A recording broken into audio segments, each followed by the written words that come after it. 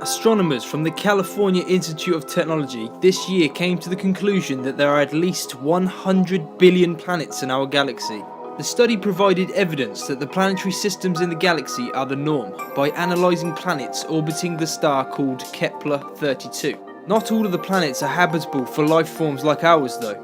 In November, NASA suggested that 1 in 5 stars have Earth-like planets in the habitable zone. Kepler-32 is a dwarf-type star and is 1,301.1 light-years from us. Originally, Kepler-32 was thought to have 2 planets orbiting around it, but in April 2013 it was confirmed that 3 other planets were in its system. In our galaxy there are about 200 billion stars, and 40 to 50 billion of them are like our own sun. This means that there would be at least 11 billion Earth-like planets that could potentially have life forms living on the surface. Scientists at the University of Rochester announced that they have discovered one of the main reasons why we need to sleep. Science understood the negative effects associated with lack of sleep, but up until now has not been able to fully understand the reasons why we need to sleep. Their studies show that when we sleep, our brains clean out the waste that builds up during the time we are awake. According to scientists, when we are awake, the cells in the brain produce waste products, and when we are asleep, the neurons in the brain shrink by half. This allows cerebrospinal fluid to be pumped around the brain, cleaning the waste out and then transferring it to the liver for elimination.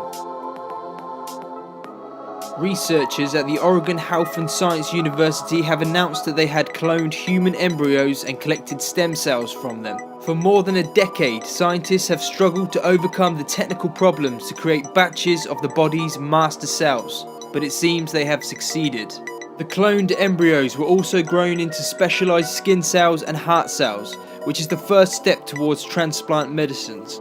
Scientists used the cloning technique that led to Dolly the sheep, and according to the team, caffeine turned out to be the addition to the cloning process. Dolly the sheep was created in 1996 after researchers created an embryo by fusing a cell from a sheep's udder with an egg that had its nucleus removed. Even though these studies can help people, the discovery will reignite the controversial subject that is cloning.